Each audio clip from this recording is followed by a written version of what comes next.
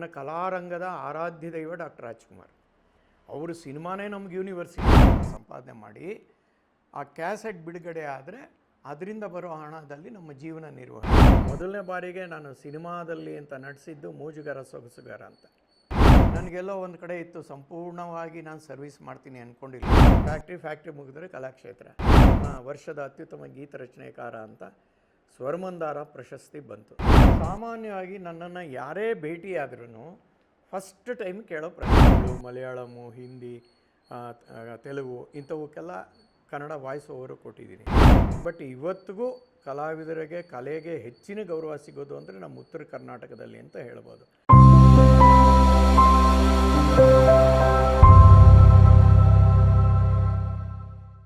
ಹೆದರ್ಕೋಬೇಡ ಮಾಮ, ಇನ್ನೇನು ಹೋಗ್ಬಿಡೋಣ. ನಮಸ್ಕಾರ ಸ್ವಾಮಿ. ಚಿಕ್ಕೇಜ್ಮಾಂಡ್ರು ಬಂದಿದ್ದಾರೆ. ಅವಾಗೆಲ್ಲ ಒಂದು ಕ್ಯಾಸೆಟ್ ಯುಗ ಅದು.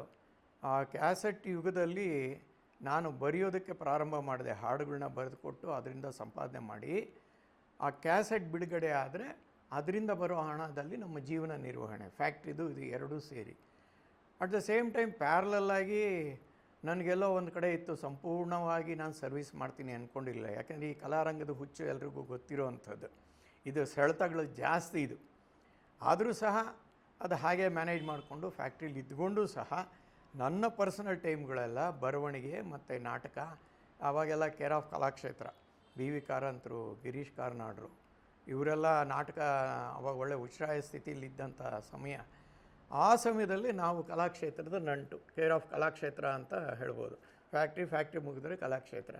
ಅಲ್ಲೂ ಹಲವಾರು ನಾಟಕಗಳನ್ನ ಇದು ಮಾಡಿ ನಮ್ಮ ಫ್ಯಾಕ್ಟ್ರಿಯಿಂದಲೂ ಸಹ ರಾಜ್ಯ ಮಟ್ಟದ ಒಂದು ನಾಟಕ ಸ್ಪರ್ಧೆ ಇದು, ಕೈಗಾರಿಕಾ ನಾಟಕ ಸ್ಪರ್ಧೆ. ಅದರಲ್ಲಿ ಒಂದು ನಾಟಕದಲ್ಲಿ ಅಭಿನಯಿಸಿ ರಾಜ್ಯದ ಅತ್ಯುತ್ತಮ ನಟ ಅನ್ನೋ ಪ್ರಶಸ್ತಿನ ಆಗಲೇ ತಗೊಂಡಿದ್ದೆ. ಆಮೇಲೆ ಈ ಎರಡೂ ಅಂದರೆ ನಟನೆ ಮತ್ತು ಸಾಹಿತ್ಯ ಇವೆರಡನ್ನೂ ಪ್ಯಾರಲಲ್ಲಾಗೆ ಬೆಳೆಸ್ಕೊಂಬಂದೆ. ಆಮೇಲೆ 1996ನೇ ಇಸ್ವಿಲಿ ವರ್ಷದ ಅತ್ಯುತ್ತಮ ಗೀತ ರಚನೆಕಾರ ಅಂತ ಸ್ವರಮಂದಾರ ಪ್ರಶಸ್ತಿ ಬಂತು 1996ರಲ್ಲಿ. ಆ ಗೀತೆ ಬರೆಯುವಂಥ ನಂಟು ಇವೆರಡು ಒಟ್ಟೊಟ್ಟಿಗೆ ಸಂಸಾರನ ತೂಗಿಸ್ಕೊಂಡು ಹಾಗೆಯೇ ಕಂಟಿನ್ಯೂ ಮಾಡಿಕೊಂಡು ಬಂದು ಇದಿಷ್ಟು ನನ್ನ ಬಾಲ್ಯದಿಂದ ಹೆಚ್ಚು ಕಡಿಮೆ ಯೌವನದವರೆಗೂ ಹೆಜ್ಜೆ ಇಟ್ಟಿದ್ದೀನಿ. ಇನ್ನು ಮುಂದಕ್ಕೆ ನೋಡೋಣ, ಒಂದು ಕಟ್ಟಿರಲಿ.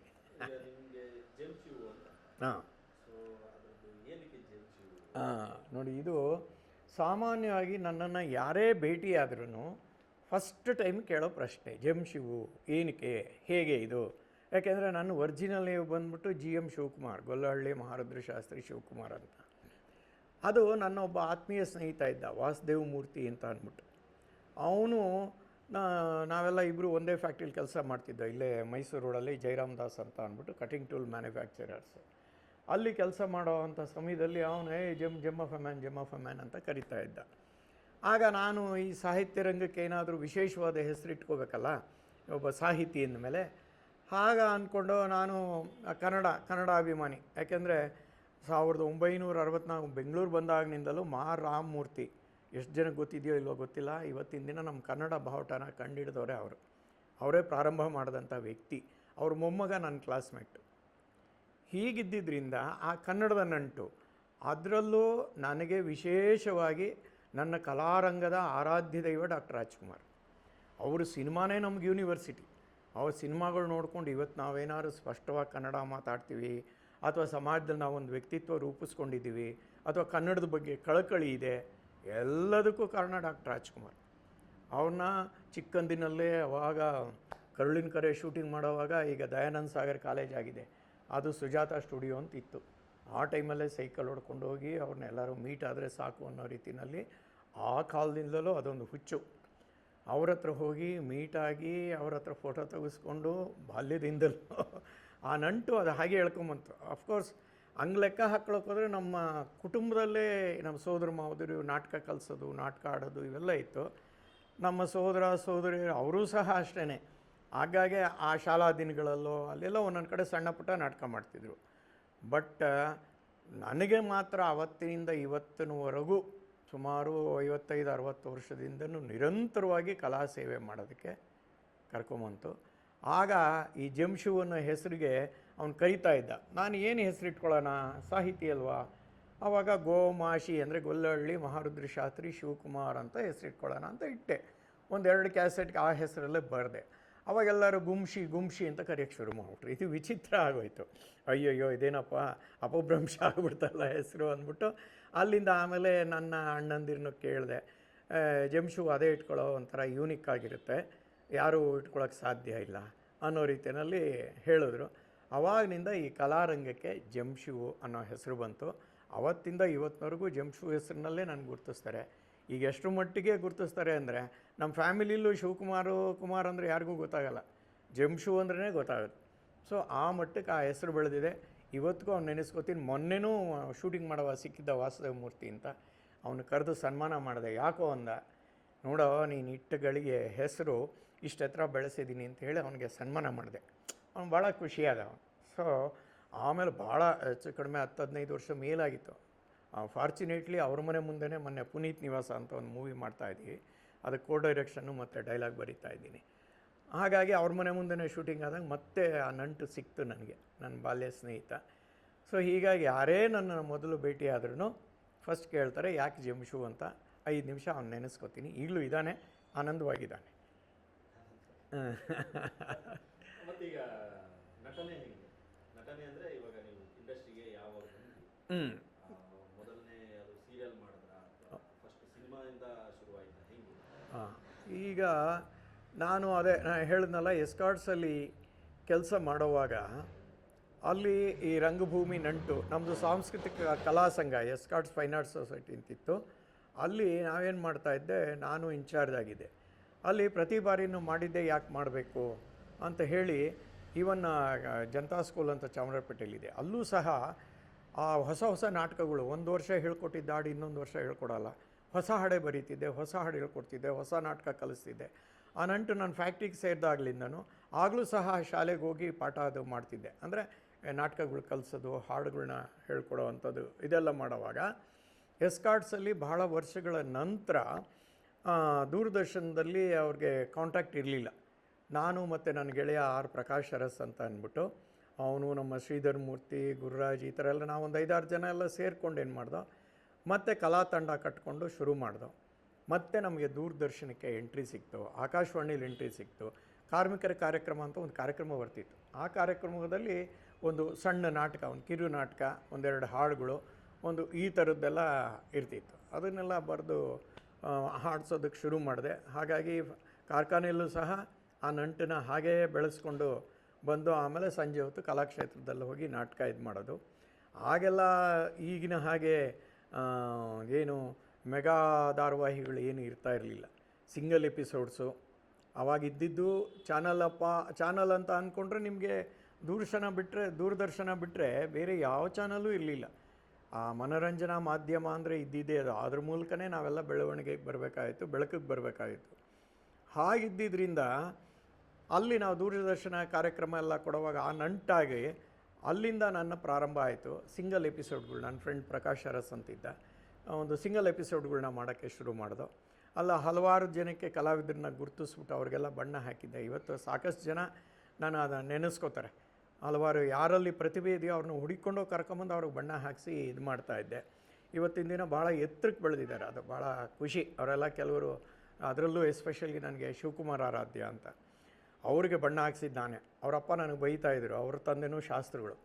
ಅವ್ರು ಬೈಯೋರು ಯಾವಾಗಲೂ, ಶಿವು ನೀನಾರು ಬುದ್ಧಿ ಹೇಳಿ ಇವನಿಗೆ, ನಾಟಕ ಸಿನಿಮಾ ಅಂತ ಸಾಯ್ತಾನೆ, ಶಾಸ್ತ್ರ ಮಾಡಲ್ಲ ಅಂತ. ಬಣ್ಣ ಹಾಕಿಸ್ದವ್ ನಾನು ಹೆಂಗೆ ಬೈಲಿ? ಬಟ್ ಇವತ್ತು ಸಂತೋಷ ಆಗುತ್ತೆ ಅಂದರೆ ಇಡೀ ಕರ್ನಾಟಕ ರಾಜ್ಯದಲ್ಲಿ ಒಳ್ಳೆಯ ಹೆಸರುವಾಸಿ ಕಲಾವಿದರಾಗಿದ್ದಾರೆ. ಜೊತೆಗೆ ಅವರ ಶಾಸ್ತ್ರದ ನಂಟು ಬೆಳೆಸ್ಕೊಂಡಿದ್ದಾರೆ, ಭಾಳ ಆತ್ಮೀಯ. ಇಲ್ಲೇ ನಮ್ಮ ಲೇಔಟಲ್ಲೇ ಈಗ ಒಂದು 2-3 ವರ್ಷದಿಂದ ಇಲ್ಲೇ ವಾಸ ಇದ್ದಾರೆ. ಆ ಥರ ಬಹಳಷ್ಟು ಪ್ರತಿಭೆಗೆ. ಆಮೇಲೆ ಕ್ಯಾಸೆಟ್ ಯುಗ ಪ್ರಾರಂಭ ಆದಾಗ ಹಾಡುಗಳು ಬರೆಯೋಕ್ಕೆ ಶುರು ಮಾಡಿದೆ. ಆಗಲೂ ಸಹ ಹೊಸ ಪ್ರತಿಭೆಗಳಿಗೆ ಅವಕಾಶ ಕೊಟ್ಟೆ. ನಮ್ಮ BR ಛಾಯಾ ಅವ್ರ ಮನೆ ಹುಡುಕೊಂಡೋಗಿ ನೀವು ಒಂದು ಹಾಡು ಆಡಬೇಕು ಅಂತ ಅವ್ರ ಕೈಲಿ ಆಡಿಸಿದ್ದೆ. ಶಮಿತಾ ಮಲ್ನಾಡಾಗ ಆಡಿಸಿದ್ದೆ. ಮಂಜುಳಾ ಗುರುರಾಜು, LN ಶಾಸ್ತ್ರಿ ವಾಯ್ಸ್ ಎಲ್ಲೋ ಕೇಳಿದೆ, ತುಂಬ ಚೆನ್ನಾಗಿತ್ತು. ಅದಕ್ಕೋಸ್ಕರ ನಾನು ಎದ್ದೇಳು ನಿರಂಜನ ಅಂದ್ಬಿಟ್ಟು ಒಂದು ಕ್ಯಾಸೆಟ್ ಮಾಡಿದಾಗ ಅವ್ರ ಮನೆಗೆ ಹುಡುಕೊಂಡು ಕರ್ಕೊಂಬಂದು ಹಾಡಿಸ್ತಿದ್ದೆ. ಒಬ್ಬ ವಾದ್ಯಗಾರನಾಗಿರ್ಬೋದು ಅಥವಾ ಯಾರಾದರೂ ಹಾಡುಗಾರರಾಗಿರ್ಬೋದು, ಯಾವುದೇ ಪ್ರತಿಭೆ ನನ್ನ ಕಣ್ಣಿಗೆ ಬಿದ್ದರೆ ನನ್ನ ಕೈಲಾಗ ಸಹಾಯ ಮಾಡೋದು. ಅವತ್ತಿಂದ ಇವತ್ತವರೆಗೂ ಅದನ್ನು ಹಾಗೇ ನಾನು ನಡೆಸ್ಕೊಂಬರ್ತಾಯಿದ್ದೀನಿ. ಆ ಕಾರಣಕ್ಕೆ ಸಾಕಷ್ಟು ಜನ ವಿಶ್ವಾಸಿಗಳಿದ್ದಾರೆ, ಸಾಕಷ್ಟು ಜನ ಕಲಾವಿದರು ಬೆಳೆದಿದ್ದಾರೆ. ಕೆಲವರು ಹೇಳ್ಕೊತಾರೆ, ಕೆಲವರು ಹೇಳ್ಕೊಳ್ಳಲ್ಲ. ನನಗೆ ಅದ್ರ ಬಗ್ಗೆ ವಿಷಾದನೂ ಇಲ್ಲ. ನನ್ನ ಕರ್ತವ್ಯ ನಾನು ಮಾಡಿದ್ದೀನಿ ಅನ್ನೋ ಒಂದು ಹೆಮ್ಮೆ ಇದೆ. ಇಲ್ಲಿವರೆಗೂ ಎಷ್ಟು ಪ್ರಾಜೆಕ್ಟ್ ಮಾಡಿದ್ದೀರಾ? ಸೀರಿಯಲ್ಗಳಲ್ಲಿ ಎಷ್ಟು ಪ್ರಾಜೆಕ್ಟ್, ಯಾವ್ದಾವ್ದು? ಆಗ ಸಿಂಗಲ್ ಎಪಿಸೋಡೆಲ್ಲ ಬಿಟ್ಟರೆ ಬಿಗಿನಿಂಗ್ನಲ್ಲಿ ನಮ್ಮ ಸುನೀಲ್ ಪುರಾಣಿಕ್ ಅವ್ರು ಮಾಡಿದ್ದು ಪರಂಪರೆ ಅಂತ ಅಂದ್ಬಿಟ್ಟು ಒಂದು ಮಾಡಿದ್ರು, ಅದರಲ್ಲಿ ಮಾಡಿದೆ. ಆವಾಗ ನಾನಿನ್ನೂ, ಯಾಕೆಂದರೆ ನನಗೊಂದು ಸ್ವಲ್ಪ ಜವಾಬ್ದಾರಿಯುತ ಸ್ಥಾನದಲ್ಲಿದ್ದೆ, ಫ್ಯಾಕ್ಟ್ರಿನಲ್ಲಿ ರಜೆಗಳದ್ದು ಸಮಸ್ಯೆಗಳಿರ್ತಿತ್ತು. ಹಾಗಾಗಿ ನನಗೆ ಹೆಚ್ಚು ಸಮಯಗಳು ಸಿಗ್ತಾಯಿರಲಿಲ್ಲ. ಬಟ್ ನಾನು ಬಣ್ಣ ಹಾಕಿಸಿದ ಕಲಾವಿದರೆಲ್ಲ ಆಗಲೇ ಇಲ್ಲಿ ಮಿಂಚಕ್ಕೆ ಶುರು ಮಾಡಿದರು. ಇಡೀ ನಮ್ಮ ಕನ್ನಡ ಏನು ಇಂಡಸ್ಟ್ರಿ ಇದೆ, ಫಿಲ್ಮ್ ಇಂಡಸ್ಟ್ರಿ ಇರ್ಬೋದು, ಸೀರಿಯಲ್ ಇರ್ಬೋದು, ಡ್ರಾಮಾ ಇಂಡಸ್ಟ್ರಿ ಇರ್ಬೋದು, ಎಲ್ಲವೂ ಮ್ಯಾಕ್ಸಿಮಮ್ ಕಲಾವಿದರು ಇರೋದು ಎಲ್ಲ ಕಾರ್ಖಾನೆ ಕಲಾವಿದರು. ಫೈನ್ ಆರ್ಟ್ಸ್ ಸೊಸೈಟಿಗಳು ಅಂತ ಏನು ಮಾಡ್ಕೊಂಡಿದ್ದೋ, HMT, BAL, NGF, HAL, ITI, ಈ ಥರ ಎಲ್ಲ ಫ್ಯಾಕ್ಟ್ರಿಲೂ ಒಂದು ಕಲ್ಚರಲ್ ವಿಂಗ್ ಅಂತ ಇರ್ತಿತ್ತು. ಅಲ್ಲಿಂದ ಬೆಳೆದಂಥ ಕಲಾವಿದರುಗಳೇ ಇವತ್ತಿಗೂ ಇಡೀ ಇಂಡಸ್ಟ್ರಿಯಲ್ಲಿದ್ದಾರೆ, ಗುರುತಿಸ್ಕೊಂಡಿದ್ದಾರೆ, ಆಳಿದ್ದಾರೆ. ಸೊ ಅದೇ ನಂಟು ನಾನು ಎಸ್ಕಾರ್ಟ್ಸಲ್ಲಿದ್ದಾಗ ಅಲ್ಲಿಂದ ಬಂತು. ಸಿಂಗಲ್ ಎಪಿಸೋಡಿಂದ ಪಾಪ ಪಾಂಡು, ಸಿಹಿ ಕೈ, ಚಂದ್ರು ಅವ್ರಿಗೆ ನನಗೆ ಇದು ಪರಿಚಯ ಆಯಿತು. ಅಲ್ಲಿಂದ ಆಚೆಗೆ ಅವರೆಲ್ಲ ಪ್ರೊಡಕ್ಷನ್ ಎಲ್ಲ ಕೊಟ್ಟರು. ಅದು ನನ್ನ ಪ್ರತಿಭೆ ಅದೆಲ್ಲ ನೋಡಿ ಆಮೇಲೆ TN ಸೀತಾರಾಮ್ ಅವರ ಹಲವಾರು ಧಾರಾವಾಹಿಗಳಲ್ಲಿ ಮುಕ್ತ ಇರ್ಬೋದು, ಮುಂಜಾವು, ಮಾಡು ಸಿಕ್ಕದಲ್ಲ, ಆಮೇಲೆ ಮನ್ವಂತರ, ಈ ಥರ ಬಿಗಿನಿಂಗ್ ಒಂದೆರಡು ಧಾರಾವಾಹಿ ಬಿಟ್ಟರೆ ಅವರು ಇನ್ನು ಎಲ್ಲ ಉಳಿದ ಧಾರಾವಾಹಿನಲ್ಲಿ ನಾನೇ ಡಾಕ್ಟ್ರು. ಎಷ್ಟೋ ಜನ ನಿಜವಾಗಿಯೂ ನಾನು ಪ್ರೊಫೆಷನಲ್ ಡಾಕ್ಟ್ರು ಅನ್ನೋರ ಮಟ್ಟಕ್ಕೆ ನನಗೆ ಅದು ಇದು ಮಾಡಿದ್ರು. ನಾನು ಎಷ್ಟೋ ಸಲ ಸರ್ನ ಕೇಳಿದೆ, ಸರ್ ಬ್ರ್ಯಾಂಡ್ ಮಾಡಿಬಿಟ್ಟಿದ್ದೀರಾ, ಡಾಕ್ಟ್ರ್ ಪಾತ್ರ ಬೇಡ, ಭಿಕ್ಷುಕೊಂದಾದರೂ ಕೊಡಿ ಅಂತ. ಇಲ್ಲ ಕಣ, ನಿಂಗೆ ಗೊತ್ತಿಲ್ಲ, ನೀನು ಡಾಕ್ಟ್ರ್ ಕರೆಕ್ಟಾಗಿದ್ದೀಯಾ ಅಂದ್ಬಿಟ್ಟು. ಅಲ್ಲಿ ಪಾಪ ಪ್ರೊಡಕ್ಷನ್ ಅವ್ರಿಗೆ ಹೇಳಿದ್ದೆ, ಬೇರೆ ಪಾತ್ರ ಹೇಳ್ರೆ ಅಂದರು. ಅವ್ರು ಹೇಳಿ, ಸರ್ ನಾವೇನೇ ತಿಪ್ಪುರ್ಲಾಗ ಹಾಕಿದ್ರು ಡಾಕ್ಟ್ರ್ ಪಾತ್ರ ಬರೋವರೆಗೂ ಜಂಶೂನ ಅಲೋ ಮಾಡಲ್ಲ, ಅವರೊಂದು ತೀರ್ಮಾನ ಮಾಡ್ಕೊಂಬಿಟ್ಟಿದ್ದಾರೆ. ಅಷ್ಟು ನನಗೆ ಆಶೀರ್ವಾದ ಮಾಡು, ನಮ್ಮ ತಿದ್ದಿದ್ರು. ಅಭಿನಯ ಅಷ್ಟು ನ್ಯಾಚುರಲ್ಲಾಗಿ ಮಾಡೋಕ್ಕೆ ಸಾಧ್ಯ ಆಯಿತು. ಕಲಾರಂಗದ ಗುರು ಅಂತ ನಾನು ಇವತ್ತಿಗೂ ಗುರುತಿಸ್ಕೊತೀನಿ. ಅವರು ತೀರೋಗಿದ್ದಾರೆ, AV ರಾಮನ್ ಅಂತ. ಭಾಳ ಡಿಸಿಪ್ಲಿನ್ ಮನುಷ್ಯ ಅವರು, ಮಿಲ್ಟ್ರಿನಲ್ಲಿದ್ದವರು. ಅವರಿಂದಾಗಿ ಒಂದು ಶಿಸ್ತುಬದ್ಧ ಜೀವನನ ಕಲಿತೆ ನಾನು. ಕಲಾರಂಗದಲ್ಲೂ ಪ್ರತಿಯೊಂದು ಎಕ್ವಿಪ್ ಆಗಿರ್ಬೇಕು, ಹೀಗೆ ಇರಬೇಕು, ಒಂದು ಮೊಳೆ ಬೇಕಾದ್ರೂ ತೊಗೊಂಡು ಹೋಗೋವಂಥದ್ದು. ಆ ಕಲ್ಚರ್ನ ಇವತ್ತಿಗೂ ನಾನು ಜೀವನದಲ್ಲಿ ಅಳವಡಿಸ್ಕೊಂಡಿದ್ದೀನಿ. ನಮಗೇನೇ ಬೇಕು ಅಂದರೆ ಪ್ರಿಪ್ರೇಷನ್ ಮುಖ್ಯ. ಅಲ್ಲಿಂದ ಆಚೆಗೆ ನಾಟಕ ರಂಗದಲ್ಲಿ ಏನು ಮೇಕಪ್ನಿಂದ ಹಿಡಿದು ಪೋಸ್ಟರ್ ಬರೆಯೋದಿಂದ ಹಿಡಿದು ಪ್ರತಿಯೊಂದು ಮಾಡಿಬಿಟ್ಟಿದ್ದೀನಿ. ಯಾರು ಬಂದಿಲ್ಲ ಅಂದರೆ ಸೆಟ್ ಬಾಯು ನಾವೇನೆ. ಸೊ ರಂಗಭೂಮಿನಲ್ಲಿ ಏನಪ್ಪ ಅಂದರೆ ಒಂದು ಗಟ್ಟಿತನ ಬರುತ್ತೆ. ಅಲ್ಲೆಲ್ಲ ಆ ಕೆಲಸ ಮಾಡಬೇಕು, ಈ ಕೆಲಸ ಮಾಡಬೇಕೇನಿಲ್ಲ. ಕಸ ಗುಡಿಸೋದ್ರಿಂದ ಹಿಡಿದು ಅಭಿನಯದವರೆಗೂ ಎಲ್ಲವೂ ನಾವೇ ನಿಭಾಯಿಸಬೇಕಾಗಿದ್ದರಿಂದ, ನಾನೇ ಅಂತಲ್ಲ, ಯಾವುದೇ ರಂಗಭೂಮಿ ಕಲಾವಿದರು ಆ ಫ್ಲೆಕ್ಸಿಬಿಲಿಟಿ ಇರುತ್ತೆ. ಸಂಕೋಚ ಬಿಗುಮಾನಗಳು ಯಾವುದೂ ಇರಲ್ಲ ರಂಗಭೂಮಿಯಿಂದ ಬಂದಂಥ ಕಲಾವಿದರು. ಬೇರೆಯವರಲ್ಲಿ ಇದೆ ಅಂತ ಅಲ್ಲ, ಅಲ್ಪ ಸ್ವಲ್ಪ ಕಾಣ್ಬೋದು. ಅದೇ ನಿಷ್ಠುರವಾಗಿ ನಾನು ಹೇಳ್ತೀನಿ. ಯಾಕೆಂದರೆ ನಾವೆಲ್ಲ ಕಲಾವಿದರು ಆಗಬೇಕು ಅಂತ ಬಯಸ್ಕೊಂಡು ಬಂದಿದ್ದರಿಂದಾಗಿ ಅದ್ರ ವ್ಯಾಲ್ಯೂ ನಮಗೆ ಗೊತ್ತು. ಈ ಒಂದು ಕಲೆಗಾರ ಆಗ್ಬೇಕಾದ್ರೆ ನಮ್ಮಂಥ ಮೀರಿದ ಪ್ರತಿಭೆಗಳು ಲಕ್ಷಾಂತರ ಜನ ಹೊರಗಡೆ ಇದ್ದಾರೆ. ಇವತ್ತೇನೋ ನಮಗೊಂದು ಅವಕಾಶ ಸಿಕ್ಕಿದೆ, ಜನ ಗುರುತಿಸ್ತಾರೆ, ಸಮಾಜದಲ್ಲಿ ಗುರುತಿಸೋಷ್ಟು ಮಟ್ಟಕ್ಕೆ ಬೆಳೆದಿದ್ದೀವಿ ಅಂದರೆ ಆ ತಾಯಿ ಶಾರದೆ ಕೃಪೆ ಇಲ್ಲದೆ ಯಾವುದೂ ಆಗೋದಿಲ್ಲ ಅನ್ನೋದು ಇದು. ಸುಮಾರು ಒಂದು 100 ಸೀರಿಯಲ್ ಮಾಡಿದ್ದೀನಿ. 100 ಸೀರಿಯಲ್ನ ಒಂದು 4-5 ಸಾವಿರ ಎಪಿಸೋಡ್ಗಳಾಗಿದ್ದಾವೆ. ಒಂದು 60-70 ಸಿನಿಮಾಗಳು ಮಾಡಿದ್ದೀನಿ. ಒಂದು 100 ನಾಟಕಗಳು ಮಾಡಿದ್ದೇನೆ. ಆಮೇಲೆ ಸ್ವತಃ ಬರವಣಿಗೆ ಆದ್ದರಿಂದ ಹಲವಾರು ನಾಟಕಗಳನ್ನ ರಚನೆ ಮಾಡಿ, ನಿರ್ದೇಶನ ಮಾಡಿ, ಆ್ಯಕ್ಟಿಂಗ್ ಮಾಡಿರೋದು ಇದೆ. ಸೊ ಅದೇ ಪರಂಪರೆ ಇವತ್ತಿಗೂ ನಡೀತಾ ಇದೆ.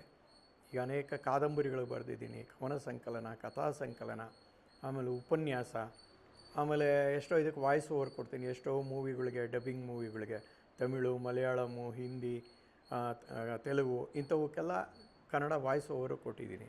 ಅಮೆಝಾನ್ ಪ್ರೈಮ್ನಲ್ಲೂ ಅಷ್ಟೇ ಅಸುರ್ ಅಂತ ಇದೆ, ಗದ್ದಾರ್ 2 ಅಂತ ಇದೆ, ಮೇಡ್ ಇನ್ ಹೆವನ್, ಈ ಥರ ಹಲವಾರು ಮೂವಿಗಳಿಗೆ ಕೆಲವು ಕ್ಯಾರೆಕ್ಟರ್ಗಳಿಗೆ ನಾನು ಧ್ವನಿಯಾಗೂ ಸಹ ಮಾಡ್ತಾಯಿದ್ದೆ. ಸೊ ಹಾಗೆ ಅದು ಕಲಾರಂಗ ನಡ್ಕೊಂಡು ಹೋಗ್ತಾ ಇದೆ. ಮತ್ತು ನೀವು ಚಿತ್ರರಂಗಕ್ಕೆ ಬಂದಾಗ ಕಷ್ಟ ಯಾವ ಥರ ಕಷ್ಟ ಅನಿಸ್ತು? ಅಲ್ಲಿ ಅವತ್ತಿನ ದಿವಸ ಒಂದು ಅವಕಾಶನ ಗಿಟ್ಟಿಸ್ಕೋಬೇಕು ಅಂದರೆ ಭಾಳ ಕಷ್ಟ ಇದ್ದಿದ್ದು. ಯಾಕೆ ಅಂದರೆ ಅವತ್ತಿನ ದಿನ ಇವಾಗೇನಾಗ್ತದೆ, ನಾನು ಒಂದು ಉದಾಹರಣೆ ಕೊಡಬೇಕು ಅಂದರೆ, ಶೂಟಿಂಗ್ಗಳು ಬೀದಿಲ್ಲೂ ಮಾಡ್ತೀವಿ. ಆ ಬೀದಿಲ್ಲೂ ಮಾಡೋವಾಗ ಆ ಆರ್ಟಿಸ್ಟ್ ವ್ಯಾಲ್ಯೂ ಗೊತ್ತಾಗ್ತಾ ಇರಲಿಲ್ಲ. ಮೊದಲೆಲ್ಲ ಏನಂದರೆ ಸ್ಟುಡಿಯೋ ಒಳಗಡೆ ಮರೆಯಲ್ಲಿ ನಡೀತಾ ಇದ್ದಾಗ ಕಲಾವಿದ್ರಿಗೆ ಒಂದು ಒಳ್ಳೆ ವ್ಯಾಲ್ಯೂ ಸಿಗ್ತಾಯಿತ್ತು. ಅವ್ರು ನೋಡಿದ್ರೆ ಸಾಕು ಏನೋ ಒಂದು ಸ್ವರ್ಗ ಸಿಕ್ಕದಾಗೆ ಅನುಭವ ಆಗ್ತಾಯಿತ್ತು. ಇವತ್ತಿನ ದಿನ ಏನಾಗಿದೆ, ಬೆಳಿಗ್ಗೆದ್ರೆ ರೋಡಲ್ಲೆಲ್ಲ ಶೂಟಿಂಗ್ ಮಾಡೋಕ್ಕೆ ನಾವೆಲ್ಲ ಶುರು ಮಾಡಿದ್ಮೇಲೆ, ಹೊರಗಡೆಗೆ ಬಂದಮೇಲೆ, ತಪ್ಪು ಒಪ್ಪು ಅಂತ ನಾನು ವಿಮರ್ಶೆ ಮಾಡಲ್ಲ. ಅಲ್ಲಿ ಮಾಡಿದಾಗ ಏನಾದರೆ ಇವು ಆರ್ಟಿಸ್ಟು ಎಲ್ಲೋ ಒಂದು ಡೈಲಾಗ್ ತೊಗೊಳೋದು ಹೆಚ್ಚು ಕಡಿಮೆ, ಅವನೇನೋ ಹಂಗೆ ಸಾಯ್ತಾನೆ ಒಂದು ಡೈಲಾಗ್ ಹೇಳೋಕ್ಕೆ, ನಾನು ಹೇಳ್ತೀನಿ ಅಂತ ಆಡಿಯನ್ಸ್ನಲ್ಲಿ ಹೇಳುವಂಥ ಮಟ್ಟಕ್ಕೆ ಬಂದಾಗಿ ಕಲಾವಿದರಿಗೆ ಕೊಡಬೇಕಾದಂಥ ಗೌರವಗಳು ಕಡಿಮೆ ಆಗ್ತಾಯಿದೆ ಅಂತ ಹೇಳ್ಬೋದು. ಅಂದರೆ ಎಲ್ಲ ಕಡೆನೂ ಹಾಗೆ ಆಗುತ್ತೆ ಅಂತ ಅಲ್ಲ, ಬಟ್ ಇವತ್ತಿಗೂ ಕಲಾವಿದರಿಗೆ, ಕಲೆಗೆ ಹೆಚ್ಚಿನ ಗೌರವ ಸಿಗೋದು ಅಂದರೆ ನಮ್ಮ ಉತ್ತರ ಕರ್ನಾಟಕದಲ್ಲಿ ಅಂತ ಹೇಳ್ಬೋದು. ಇಲ್ಲಿ ಇದೇನು ಮಹಾ ಅನ್ನೋ ಒಂದು ಮನೋಭಾವನೆ ಬರ್ತದೆ. ಜೊತೆಗೆ ಇವಾಗ ಎಷ್ಟೋ ಜನ ಕಲಾವಿದರು ಹೊಸ, ಅಫ್ಕೋರ್ಸ್ ನಿಂತು ನೀರಾಗಬಾರ್ದು, ನಾವೆಲ್ಲ ಸೀನಿಯರ್ಸ್ ಆಗಿದ್ದೀವಿ, ನಮ್ಮ ನಂತರ ಇನ್ನೊಂದು ಪರಂಪರೆ ಮಡಿಬೇಕು ಅಂದಾಗ ಯಂಗ್ಸ್ಟರ್ಸ್ ಎಲ್ಲ ಬರಬೇಕು. ನಮಗೇನಂದರೆ, ನಾನು ಎಲ್ಲ ಕಡೆ ಹೇಳ್ತೀನಿ, ಹಳಬರ ಜೊತೆಗೆ ಹೊಸಬ್ರನ್ನ ಬ್ಲೆಂಡ್ ಮಾಡಿ ಆ ಕಲ್ಚರ್ ಹಾಗೆ ಕ್ಯಾರಿ ಆಗಲಿ. ಯಾಕೆಂದರೆ ನಾವು ಅಣ್ಣವ್ರ ಜೊತೆ ಮತ್ತು ಹಿರಿಯ ನಟರು ಶ್ರೀನಿವಾಸ ಮೂರ್ತಿಗಳಿರ್ಬೋದು, ರಾಜೇಶ್ ಇರ್ಬೋದು, ಶ್ರೀನಾಥ್ ಇರ್ಬೋದು, ಇವ್ರ ಜೊತೆ ಎಲ್ಲ ಮಾಡಿದ್ದೀವಿ. ಆ ಮಾಡಿದಾಗ ಜಿ ವಿ ಅಯ್ಯರ್ ಇರ್ಬೋದು, ಬಿ ವಿ ಕಾರಂತರು ಇರ್ಬೋದು, ಚಂದ್ರಶೇಖರ್ ಕಂಬಾರ್ ಇರ್ಬೋದು, ಇವ್ರ ಜೊತೆ ಎಲ್ಲ ಮಾಡಿದಾಗ ಅವರಲ್ಲಿರುವಂಥ ಕೆಲವು ಗುಣಗಳು ನಮ್ಮಲ್ಲಿ ಅಳವಡಿಸ್ಕೊಂಡು ಆ ವಿಧೇಯತೆ, ವಿನಯತೆ ಅವೆಲ್ಲ ನಾವು ಗಳಿಸ್ಕೊಳ್ಳೋಕ್ಕೆ ಸಾಧ್ಯ ಆಯಿತು. ಬಟ್ ಈಗೇನಾಗ್ತಾಯಿದೆ, ಅವಕಾಶಗಳು ಭಾಳ ಸುಲಭವಾಗಿ ಸಿಗೋದ್ರಿಂದ ಅದು ವ್ಯಾಲ್ಯೂ ಗೊತ್ತಾಗ್ತಾ ಇಲ್ಲ. ನಾವು ದೂರದರ್ಶನ ಕಾಲದಲ್ಲಿ ಎಲ್ಲಾದ್ರೂ ನಮ್ಮ ಮುಖ ಕಾಣುತ್ತೋ, ಅಲ್ಲೆಲ್ಲೋ ಒಂಚೂರು ಗುಂಪಲ್ಲಿ ನಿಂತಿರೋ ಮುಖ ಕಂಡ್ರು ಏನೋ ಗ್ರೇಟ್ ಅಚೀವ್ಮೆಂಟ್ ಅನ್ನೋ ಥರ. ಇವತ್ತು ಒಳ್ಳೊಳ್ಳೆ ಪಾತ್ರಗಳು ಸಿಗುತ್ತೆ, ಅವ್ರಿಗೆ ಹೆಚ್ಚಿನ ಅನುಭವ ಇಲ್ಲದೇ ಇದ್ರೂ ಪರವಾಗಿಲ್ಲ, ಕಾಂಟ್ಯಾಕ್ಟ್ಸ್ ಇದ್ದರೆ ಸಾಕು, ಒಂದು ಒಳ್ಳೆ ಪಾತ್ರ ಸಿಗುತ್ತೆ, ಫ್ಲ್ಯಾಶ್ ಆಗಿಬಿಡ್ತಾರೆ. ಅವರು ಸ್ವಲ್ಪ ಅವ್ರ ಎಫರ್ಟನ್ನು ಆಗ್ತು ಅಂದರೆ ಕ್ಲಿಕ್ ಆಗಿಬಿಡ್ತಾರೆ. ಅವತ್ತಿನ ದಿನ ಅಷ್ಟು ಸುಲಭ ಇರಲಿಲ್ಲ, ಭಾಳ ಕಷ್ಟಪಟ್ಟು ಮಾಡಿದ್ದು. ಸಿನಿಮಾ ರಂಗದ್ದು ಅದೊಂದು ಇನ್ಸಿಡೆನ್ಸ್ ಹೇಳಬೇಕಾಗತ್ತೆ. ಮೊದಲನೇ ಬಾರಿಗೆ ನಾನು ಸಿನಿಮಾದಲ್ಲಿ ಅಂತ ನಟಿಸಿದ್ದು ಮೋಜುಗಾರ ಸೊಗಸುಗಾರ ಅಂತ. ಅದರಲ್ಲಿ ಏನಾಯಿತು, ನಾವು ನಮ್ಮ ಫ್ಯಾಮಿಲಿ ಎಲ್ಲ ಬನ್ನೇರುಘಟ್ಟ ಝೂ ನೋಡೋಕ್ಕೆಲ್ಲ ಹೋಗಿದ್ದು. ಆವಾಗ ಬರ್ತಾ ಮೀನಾಕ್ಷಿ ಸುಂದರೇಶ್ವರ ದೇವಸ್ಥಾನ ಇದೆ, ಈಗಲೂ ಮೀನಾಕ್ಷಿ ಮಾಲ್ ಎದುರುಗಡೆ ಇರುವಂಥ ದೇವಸ್ಥಾನ. ಆ ಬರೋದಂಥ ಸಮಯದಲ್ಲಿ ಅಲ್ಲಿ ಒಳಗಡೆ ಮೋಜುಗಾರ ಸೊಗಸುಗಾರ ಶೂಟಿಂಗ್ ನಡೀತಾ ಇತ್ತು. ದೇವಸ್ಥಾನ ಇನ್ನೂ ತೆಗೆದಿರಲಿಲ್ಲ. ನಮ್ಮ ಫ್ಯಾಮಿಲಿಯೆಲ್ಲ ಮಕ್ಕಳನ್ನೆಲ್ಲ ಅವಾಗೆಲ್ಲ ಚಿಕ್ಕ ಮಕ್ಕಳನ್ನೆಲ್ಲ ಕರ್ಕೊಂಡು ಹೋಗಿದ್ದೆ. ಆವಾಗ ಶೂಟಿಂಗ್ ನಡೀತಾ ಇದೆ, ನೋಡಿ ಸಾರ್ ಅಂತ ಹೇಳಿದ್ರು. ನಾನು ಮನೆಯವ್ರು ಕೇಳಿದೆ, ಏನು ಶೂಟಿಂಗ್ ನೋಡ್ತೀರಾ ಅಂತ. ನನಗೇನು ಅಂಥ ಆಸಕ್ತಿ ಇರಲಿಲ್ಲ. ಇವರು ಆಯಿತು ನೋಡೋಣ ಅಂದರು. ಅಲ್ಲೂ ಹೋದ, ಒಳಗಡೆ ನೋಡಿದ್ರೆ ವಿಷ್ಣುವರ್ಧನ್ದು ಶೂಟಿಂಗ್ ನಡೀತಾ ಇತ್ತು, ಮೋಜುಗಾರ ಸೊಗಸುಗಾರ. ಅಲ್ಲಿ ಒಂದು ಸಂದರ್ಭ, ಅಲ್ಲಿ ಆ ಪಾತ್ರ ಮಾಡ್ತಾ ಇದ್ದಂಥ ವ್ಯಕ್ತಿ ಬೇಕಾದಷ್ಟು ಸೈಕಲ್ ಹೊಡಿತಿದ್ದ. ಅದೊಂದು ಶಾಟ್ ಆದರೆ ವಿಷ್ಣುವರ್ಧನ್ ಅವ್ರದ್ದು ಇದು ಮುಗಿತಾ ಇತ್ತು, ಶೂಟಿಂಗ್ ಮುಗಿದು ಅವರು ಹೋಗ್ಬೋದಾಗಿತ್ತು. ಅಂಥ ಸನ್ನಿವೇಶದಲ್ಲಿ ಈತ ಸಾಕಷ್ಟು ಸೈಕಲ್ ಹೊಡಿತಾ ಇದ್ದರಿಂದ ಅವನು ವಿಷ್ಣುವರ್ಧನ್ ಅಭಿಮಾನಿ ಸಂಘದ ಅಧ್ಯಕ್ಷ ಅಂತ, ಹಿಂದೆ ಯಾರು ಗೊತ್ತಿಲ್ಲ ಅಷ್ಟು. ಹಾಗಾಗಿ ಭಾಳ ಸಲ ಟ್ರೈ ಮಾಡಿದ್ರು, ಆಗಲಿಲ್ಲ. ಇನ್ನೊಬ್ಬರು ನನಗೆ ನಾಲ್ಗೆ ತುದಿಲಿತ್ತು. ನಾನು ಒಳಗಡೆ ಕಲಾವಿದನ ತುಡಿತಾ ಆ ಡೈರೆಕ್ಟ್ರು ಯೋಗೀಶ್ ಹುಣಸೂರು ಅಂತ ಅವ್ರನ್ನ ಕೇಳಿದೆ, ಸರ್ ನಾನು ಮಾಡಲಾ ಅಂತ. ಅವರು ಏನು ಮಾಡ್ತೀರಾ ಸುಮ್ಮನೆ ಇರಿ ಅಂದ್ಬಿಟ್ರು. ನನಗೆ ಒಂಥರ ಮಕ್ ಪಡ್ದಂಗೆ ಆಯ್ತು, ಯಾಕೆ ಕೆಳಕ್ಕೆ ಹೋದೆ ಅನ್ನಿಸ್ಬಿಡ್ತು. ಸುಮ್ಮನೆ ಆಗ್ಬಿಟ್ಟೆ, ಇದೇನೋ ಮುಖ ತೋರಿಸಿ ಅವಲಕ್ಷಣ ಮಾಡ್ಕೊಂಡಂಗೆ ಆಯ್ತಲ್ಲ ಅಂತ. ಆಮೇಲೆ ಈ ಬೇರೆ ಇನ್ನೊಬ್ಬರನ್ನು ಟ್ರೈ ಮಾಡಿದ್ರು, ಅವನಿಗೂ ಆಗಲಿಲ್ಲ. ಕೊನೆಗೆ ಅವರೇ ಯೋಗೀಶ್ ಹುಣಸೂರು ಹೇಳಿದ್ರು, ಇಲ್ಲಿ ಯಾರೋ ಕೇಳ್ತಾ ಇದ್ರೆ ಕೇಳಿ ನೋಡು ಮಾಡ್ತಾರಾ ಅಂತ. ಆವಾಗ ನನಗೂ ಹುಮ್ಮಸ್ಸು ಸ್ವಲ್ಪ ಅರೌಂಡ್ 35-40 ಇದೆ ಅನ್ಸುತ್ತೆ. ಅವಾಗ ಮಾಡ್ತೀನಿ ಸರ್ ಅಂತ. ಅವಾಗ ಜರ್ಕಿನೆಲ್ಲ ಹಾಕ್ಕೊಂಡಿದ್ದೆ. ಜರ್ಕಿನ್ ಬೆಲೆ ಮೊದಲು ಮಾಡಿರಿ, ಡೈಲಾಗ್ ಹೇಳ್ರಿ, ಹಿಂಗೆ ಗದರ್ದ ನನಗೆ. ಆಯಿತು ಸರ್ ಅಂದರೆ ಡೈಲಾಗ್ ಒಂದೇ ಲೈನ್, ಸರ್ ಓಕೆ ಸರ್ ಇವ್ರು ಮಾಡ್ತಾರೆ ಅಂದರು. ತಕ್ಷಣ ತಗೊಂಡ್ರು, ಒಂದೇ ಶಾಟ್ ಓಕೆ ಆಯಿತು. ವಿಷ್ಣುವರ್ಧನ್ ಜೊತೆಗೆ ಅದು ಮೊದಲನೇ ಬಾರಿಗೆ ಸಿನಿಮಾ ರಂಗಕ್ಕೆ ಪ್ರವೇಶ ಆಯಿತು. ಅಲ್ಲಿಂದ ಭಾಳ ಖುಷಿ ಆಗೋಯ್ತು. ಅವ್ರು ಇನ್ನೂ ಒಂದು 3-4 ಸೀನ್ ಇದೆ ಸರ್, ಎಲ್ಲೂ ಹೋಗಬೇಡಿ ಅಂತ ಅಂದರು. ಹಾಗಾಗಿ ಅಲ್ಲೇ ಎಲ್ಲ ಸೀನ್ಗಳೆಲ್ಲ ತೆಗೆದ್ರು. ಆಮೇಲೆ ಹೇಗೆ ಸರ್ ಈಗ ಒಂದೇ ಶಾಟ್ ಓಕೆ ಮಾಡಿಬಿಟ್ರಲ್ಲ ಅಂತ. ನಾನು ರಂಗಭೂಮಿ ಹಿನ್ನೆಲೆ ಇರೋನು, ನಮ್ಗೆ ಅವಕಾಶ ಸಿಕ್ತು ತೋರಿಸ್ದೆ ಅಂತ. ಅದಕ್ಕಿಂತ ಇನ್ನೊಂದು ತಮಾಷೆ ಇನ್ಸಿಡೆನ್ಸ್ ಅಂದರೆ, ನನ್ನ ಪಾತ್ರ ಮಾಡ್ತಾ ಇದ್ದಂಥ ವ್ಯಕ್ತಿ ಹೆಂಡತಿ ಆ ಗಂಡನಿಗೆ ಬೈತಾ ಇದ್ಲು, ಬೆಳಗ್ಗೆಯಿಂದ ಏನೋ ಕಿಸಿದೀನಿ ಅಂತ ಇದು ಮಾಡ್ತಿದ್ದೆ, ನೋಡು ಅವ್ನು ಬಂದ ಮಾಡಿಬಿಟ್ಟು ಹೋದ ಅಂತ. ಇನ್ನು ನಮಗಿನ್ನೆಲ್ಲಿ ಹಿಟ್ ಬಿದ್ದಾವು, ಯಾಕೆಂದರೆ ಅವರು ಅಭಿಮಾನಿ ಸಂಘದವರು, ಅವರೆಲ್ಲ ಹುಡುಗರು ಜಾಸ್ತಿ. ನಮಗೆ ಲೇಟ್ ಬಿದ್ದರು, ಬಂದ್ರಮ್ಮ ಹೋಗೋಣ ಅಂದ್ಬಿಟ್ಟು ನಾವೆಲ್ಲ ಗಾಡಿ ತಗೊಂಡು ಆಚೆಗೆ ಬಂದ್ಬಿಟ್ಟು ಅಲ್ಲಿಂದ ಸಿನಿಮಾ ರಂಗ ಪ್ರವೇಶ ಆಯಿತು. ಧಾರಾವಾಹಿ ಸುನೀಲ್ ಪುರಾಣಿಕ್ ಮೂಲಕ ಅಲ್ಲಿಂದ ಒಂದಷ್ಟು